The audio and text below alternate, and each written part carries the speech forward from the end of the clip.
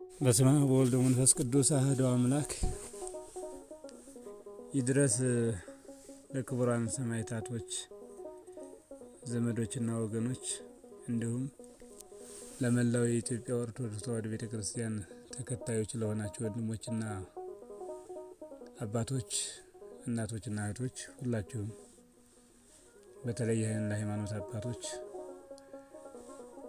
ለዚህ እምነት ተከታይ ለሆናችሁት በሙሉ እናስተላልፍ የምንፈልገው ወደው ነገር በአርሲ ለሚኖሩ የኦርቶዶክስ ተዋሕዶ ቤተክርስቲያን ተከታዮችና እንደዚሁም የአማራ ተወላጅ የሆኑ ወይም አማርኛ ተናጋሪ ለሆኑ ሁላችሁም ይህ ሁኔታ እየተፈጠረ ያለው በሃይማኖትና በአማራነት የተነሳ የሞት የግድያ የስቃይና የመከራ ህይወት እንደሆነ ይገባና እናስባለን። ይህ እየሆነ እየተደረገም እንደሆነ ሙሉ በሙሉ ለአንድም ለሁለትም ለሶስትም ሳይሆን ለ40 ለ50 ጊዜ እየተደገመ እየተሰራ ያለው መሆኑ ይህ መሆኑ ይታወቃልና ስለዚህ በአማራውያንና አማርኛ በሚናገሩ ወይም ትክክለኛ የኢትዮጵያውያን ህዝቦች በኦርቶዶክስ ቤተክርስቲያን ላይ ያለው ጥላቻና ያለው ግድያና ሞት ገዳዮች ከውጭም ከውስጥም በስተውና ተደራጅተው እየገደሉንና እያስገደሉ መሆኑ ይታወቃል። ይህን በሚያደርጉ ሰዎች ላይ እሱ ፈጣሪ እግዚአብሔር የሚያደርገውና የሚሰራው ጊዜ ሰዓት ይኖረዋል። ግን ለነዚህ ወንድሞቻችን የሰማዕታት ቀን የሰማዕታት ሐውልት መታሰቢያ የሚሰራላቸው ዘመንና ሰዓት የሚታወሱበት በስንክሳር በገድል የሚጻፉበት ዘመን ይመጣል። ይህ ዘመን የዘመነ ሰማዕታት ዘመን መሆኑ ይታወቃል። የሃይማኖት አባቶች ምናልባት ይህን ዘመን ዛሬ ያሉት እንደ ድሮ እንደ አባቶቻችን ክርስቶስ ተወልዶበት በነበረበት ዘመን ሐናና ቀያፋ የሚባሉት የሃይማኖቱ መሪ የሆኑት ሃይማኖታቸውን ወይንም የክርስቶስን መምጣት መጽሐፉ እያወራቸው እየነገራቸው እያለ ያላወቁ ያልገባቸው እያዩ እየሰሙ ግራ የገባቸው ግራ የተጋቡ ግራ ያጋቡ መሆናቸው የኖሩ መሆኑን ይታወቃል እናውቃለን። ዛሬም በእንዲሁ ልክ ያኔ ሐናና የቀያፋ የሄሮድስን ዘመን እየተፈጸመ እንደሆነ ይታወቃል። ስለዚህ ዛሬ እየተደረገ ያለው የሃይማኖት አባቶቻችን ይህ ዘመን የዘመነ ሰማዕታት መሆኑ እያወቁት ተረድተውት እኛን ከማዳን ይልቅ ከገዢው ፓርት ጋር በመሆን ገዳዮቻችንን በማጠናከር ዝምታን በመውደድ ዝምታን ብቻ በማሳየት ገዳዮቻችን እንዲበዙ እንዲደራጁ የበላይ እንዲሆኑ ጥቃቱን ፈጥረው እስከ መጨረሻቸው ድረስ አጥፊዎች ሆነው እስከምንጠፋ ገጸ ምድር ላይ እስከምንጠፋ ድረስ እየተሰራ እየተፈጸመ ያለውን ከማውገዝ ከመቃወም ይልቅ እያበረታቱ እያጠናከሩ መሆኑን ያመለክታል። ስለዚህ እኔ ይሄንን እንደምችለው በአርሲ አካባቢ የሚገኙ የሃይማኖት አባቶችና የዚያው አካባቢ ማህበረሰብ ኗሪ የዚያው አካባቢ ኦሮሞኛ ተናጋሪ ሊሆን ይችላል፣ ሌላ ተናጋሪ ሌላው ከተለያዩ ብሔር ብሔረሰቦች ወይም ከተለያዩ ቦታዎች የሄዱ ከትግራይ ከአማራ ከተለያየ አካባቢ እነዚህ አማርኛ ወይም ሌላ ቋንቋ ስለሚናገሩ ወይንም ኦርቶዶክስ ስለሆኑ እየተገደሉ ያሉ መሆኑ ይታወቃል። ይህንን ታውቃላችሁ። እዚህ አካባቢ ላይ ያላችሁት እነዚህ ሰዎች ለዕለቱ ሊሞቱ ይችላሉ። ግን የእነዚህ ሰዎች ሞት ዳግም የእናንተ ሞት ነው። ዳግም እናንተን የሚገል ነው። ዳግም በእናንተ ላይ ሞት የሚያንዣብብ በእናንተ ላይ የህይወት የመረጋጋት የመኖር እድል ፈንታ እንደሌለው ልታውቁት ልትረዱት ይገባል።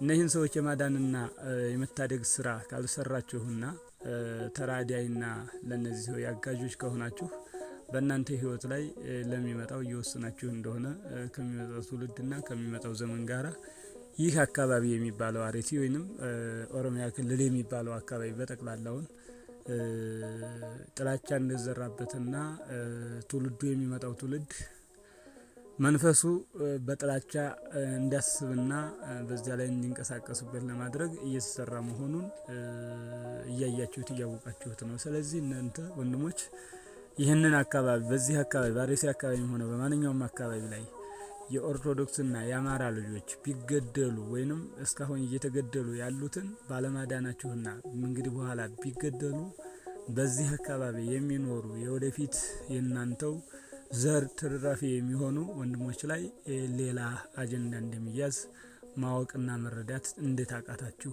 ብዬ ለመጠየቅ እወዳለሁ። በሁለተኛ ደረጃ እናንተ እነዚህ ሰዎች ሲሞቱ የት ናችሁ? የነዚህ የገዳዮች ተባባሪ ናችሁ ወይስ የናንተ ልጆች ናቸው ይህንን የሚፈጽሙት? ወይስ ራሳችሁ ትልልቆች በእድሜ ጊዜ ሰዓት የተሰጣችሁ እድሜያችሁ ግዙፍና እድሜ ረዝም ያላችሁ ሰዎች ናችሁ ይህንን እየፈጸማችሁ ያላችሁ?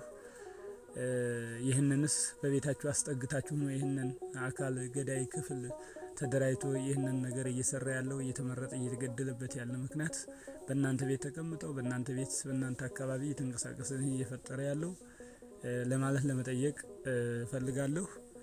በሁለተኛና በሶስተኛ ደረጃ በዚህ አካባቢ የሚንቀሳቀሰው ኃይል በሙሉ ኦሮሚያን ወይንም ኦሮሞን ወይንም ኦሮመኛ ተናጋሪን ወክላለሁ እያለ እየተናገረ ስለሆነ በትክክል ይሄንን እናንተን ነገ ይወክላል ወይ?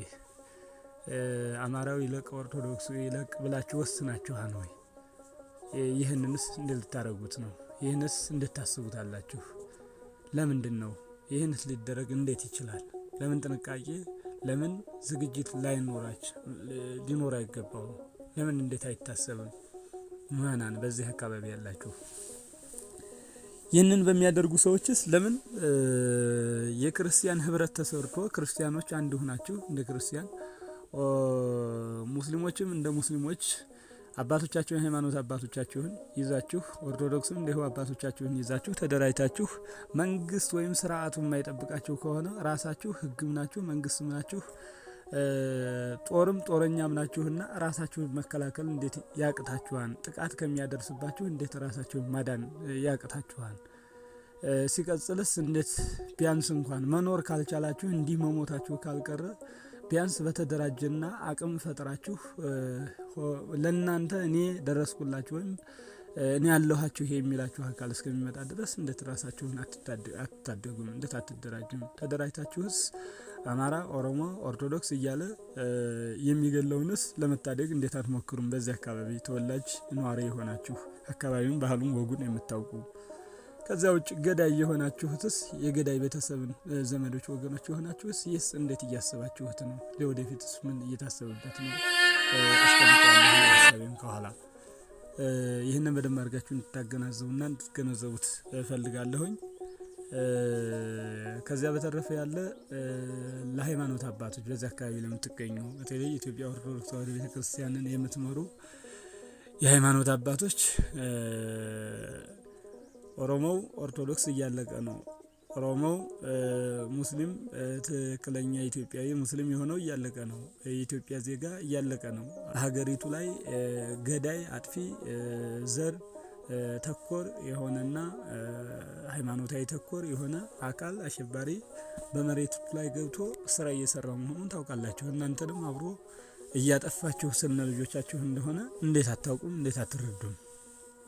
ስለዚህ አባቶች ይህን ነገር ለምን ከማውገዝ አልፎ ራሳቸውን ለመታደግ ጣሊያን እንደመጣብን እንዲህ እንኳን አይደለም ይቅርና ተደራጅቶ በሌሊት በቀን ሊያጠፋን የመጣን ከሆነ ባደረጃጀትም ሆነ ህጋዊ መንግስት ነኝ ወራሪ ነኝ ብሎ የሚመጣውን እኮ ታቦት ይዘን ቀስት ይዘን ጋሻ ጎራዴ ይዘው ልጆቻችን ሀገራችንን እምነታችንን ወጋችንን ባህላችንን ታድገዋል። ስለዚህ እነዚህ ልጆች በየቦታው ዝም ብለው ከሚደቁና ከሚገደሉ ከሚዘረፉ ከሚታፈኑ ሀብታቸውን ንብረታቸውን በቋንቋቸው በሃይማኖታቸው ከሚያጡና ራሳቸውን ከሚያጡብን ለምን ይህንን አደራጅታችሁ ራሳቸውን እንድታደጉና እንዲያተርፉ ለምን አታደርጉም? ይህ ሃይማኖታችን ስርዓታችንም የሚፈቅድ መሆኑ ይታወቃል። ራስህን የመከላከል እድልም ሀሳብም ተሰጥቶታል። ታደርጉም በኢትዮጵያ ኦርቶዶክስ ተዋሕዶ ቤተክርስቲያን የበላይ ጠባቂ የሃይማኖት አባቶቻችን እሱን እንግዲህ ለጊዜና ለሰዓት ሰጥተናል። እዚህ ቀደም መልእክታችን አስቀምጠን እሱን ጊዜና ሰዓት ያጠያይቃል። ከዚህ በኋላ ለሚሞትባችሁ አካባቢ ክርስቲያን ተጠያቂ የሚሆነው የኢትዮጵያ ኦርቶዶክስ ተዋሕዶ ቤተክርስቲያን የሃይማኖት አባቶች መሪዎች ናቸው። ይህንን መታሰብ አለበት። ምእመናንም ይህን ነቅተን ልናስብና ልናውቀው ይገባል። የማይመሩን ከሆነ የማያድኑን ከሆነ መንገዳችንን መስመራችንን ራሳችን የምናድንበትን ተደራጅተን የክርስቲያናዊ ህብረትን ሰርተን የዓለም አቀፍ ኦርቶዶክስ ተዋሕዶን ቤተክርስቲያን ተከታዮች የኛን እምነት መሰል ወንድሞችን በመጥራትና የተለያየ እርዳታን በመጠየቅ ወይንም ያለንን በመጠቀም ልጆቻችንን፣ ሃይማኖታችንን፣ ትውፊታችንን፣ ባህላችንን፣ ወጋችንን፣ ዶግማናችንን እንጠብቃለን፣ እናስጠብቃለን ይህንን ግፍና መከራ ከሚቀበሉ ሃይማኖት አባቶች ጋር በመሆን። ከዛ ውጭ በተረፈ ያለ አጭበርባሪዎችና ተኝተውና አስመስገው የሚያስበሉንን ወንድሞችና አባቶችን እነሱን ራሳቸው በተኙበት ራሳቸው በሄዱበት መንገድ ፈለግ መኖርም መሄድም ይችላሉ። ግን የተለያየ ነገሮች በሚያደርጉትና የሚሰሩት እርምጃ መንገድ መስመር ሊጀመር ይገባዋል። እኛ ከዚህ ቀደምም ለ10 ዓመት ወይንም ለብዙ ዘመናት ጊዜያት አባቶቻችን ለፍልፈዋል። ልንነቃ፣ ልንጠነክርና ልንበረታ፣ ልንደራጅ ይገባናል በማለት ገዳዮቻችንን በገደሉን ልክ እንኳን ባንመልስላቸው ባሰቡልን ልክ ባናደርጋቸው በመደራጀት በማስፈራራት ነገሮችን በመመከት ማስተካከልና ራሳችንን ማዳን ከጥሩ ዘመን መድረስ እንችላለን። ያ ካልሆነ ሃይማኖታችንን፣ ራሳችንን፣ ትውልዳችንን፣ ዘራችንን ይዘን የምንጠፋ ይሆናል። የተረሳንና መካን የተባልን ሰዎች እንባላለንና ይህንን መዘጋጀት አለብን ብዬ ሀሳብ አስባለሁ። በዚህ አካባቢ ያላችሁ አባቶች እባካችሁ ባላችሁበት አካባቢ ልጆቻችሁን እንድታድኑ እንድትታደጉላለሁ። የመላው የኢትዮጵያና ከኢትዮጵያውያን ውጭ ያላችሁ ኦርቶዶክሳውያን የኦርቶዶክስ ተዋሕዶ ቤተክርስቲያንና የአማርኛ ተናጋሪዎች በምንም ይሁን ሃይማኖትም ይኖራቸው አይኖራቸውም የሌላም ሃይማኖት ተከታይም ይሁን አይሆንም አማራ ስለሆነ ብቻና ኦርቶዶክስ ስለሆነ ብቻ ጥቃትና መከራና ሞትና የመጥፋት ዕጣ ፈንታ ተጥሎበት ስራ እየተሰራ ስለሆነ በሚዲያም ሆነ በተለያየ እንደ ዓለም አቀፍ በሚያስፈልገው እርዳታ እንዲታግዙ እንዲትረዱ ይህንን ድምጽና መልእክት የምትሰሙ አባቶች መልእክታችንን እናስተላልፋለን። ከዚያም ባለፈ የኢትዮጵያ ኦርቶዶክስ ተዋሕዶ ቤተክርስቲያን አማኞች ማለት አባቶች እና መሪዎች የሃይማኖቱ ተከታይ የሆናችሁ ወንድሞች ራሳችሁን ልትዘጋጁ ለንስሐ፣ ለጸሎት፣ ለምህላ ልትዘጋጁ ይገባል። አብያተ ክርስቲያናት በሙሉ በኢትዮጵያ ምድር ያላችሁት በሙሉ በትግራይም፣ በአማራም፣ በኦሮሚያም በተለያዩ ክልሎች ውስጥም ያላችሁ በውጭም ሀገራት ያላችሁ የኢትዮጵያን ትውፊት፣ ባህል፣ ወግ የምትከተሉ ኦርቶዶክሳውያን በሙሉ ለኢትዮጵያና ለኢትዮጵያውያን ጸሎት እንዲደረግላቸውና ምህላ እንዲያዝላቸው ላልተወሰኑ ቀናትና ሳንሰለችና ሁለመናው መከራው እስከሚያልፍ ድረስ ልንጸልይና ልንበረታ ጽላት አውጥተን ምህላ ልናደርስ ይገባናል። ይህንን ካላደረግን መከራውና ሞቱ እየጨመረ እየሄደ ስለሆነ ሁላችሁም በዚህ ልክ እንድትዘጋጁ መልእክቴን አስተላልፋለሁ። ብፁዓን አባቶች ሁላችሁም ይህን ነቅታችሁ እረኛ ሆናችሁ መከራና ስቃዩን እየተቀበላችሁ ይህንን ሕዝብ እያነቃችሁ ያላችሁ አባቶች አሁንም መልእክታችሁን በሚቻለው ሚዲያ በሚቻለው መድረክና አውደ ምህረት እንድታስተምሩ ልጆቻችሁ ለምህላ ሃይማኖት አባቶች ምህላን እንዲጀምሩ ትእዛዝ እንድታስተላልፉ መልእክቴን አስተላልፋለሁ። ለሀገር ነጻነት፣ በሰላም፣ ለፍቅር፣ ለእምነቴ፣ ለሀገሬ፣ ለወገኔ ደርስለታለሁ እያላችሁ ትቃለሱ በየሀገሩ ትግል የጀመራችሁ ወንድሞች ነቅታችሁ ተግታችሁ ከእንዲህ አይነት ሴራ ከሃይማኖት ሴራ ከዘር ከብሔር ሴራ ራሳቸውን ነጻ አድርጋችሁ ኢትዮጵያና ኢትዮጵያውያንና እያንዳንዳችሁ እንደየእምነታችሁ የእምነታችሁንም ሰላምና ነጻነት አምልኮትና ተስፋ የአምላክ ተቀባይነትን ነጻ እንድታደርጉና በሰላም ትግላችሁ ፍጻሜቱ እንዲያምርና ተስፋ እንዲያገኝ ተስፋ እንዲኖራችሁ በተስፋ እንድትጨርሱት ሁላችሁም እንድትበረቱና እንድትጠነክሩ እንድትጸልዩ መልእክቴን አስተላልፋለሁ። ዓለም በሙሉ አንጋጦ እያየ ያለው ኢትዮጵያን ለማፍረስ ነውና ጠንክረን በርትተን እንድንሰራ አምላካችን እግዚአብሔር የቅዱሳን የጻድቃን የሰማዕታት የነቢያት የአባቶቻችን የድንግል ማርያም ቃል ኪዳን ሀገራችን ኢትዮጵያን ይጠብቃል። ልጆቿን ከመከራ ከስቃይ ያተርፋቸው። የሞቱ የተሰዉ ወንድሞቻችንን በሰማዕትነት ያለፉ ወንድሞቻችንን እግዚአብሔር አምላካችን በሰማዕታት ጎን አጠገብ ያኑርልን። እግዚአብሔር ይባርክልን። ያላችሁ የተረፋችሁ ወንድሞች ከጠላቶቻችሁ ያድናችሁ። ከዚህ በኋላ ተደራጅታችሁ የክርስቲያናዊ ህብረት ጥሪ ያስተላልፋችሁ መከራችሁን ለዓለም አስረድታችሁ ራሳችሁን እንድታደራጁ መልእክቴን አስተላልፋለሁ። ወስብሐት ለእግዚአብሔር። አመሰግናለሁ።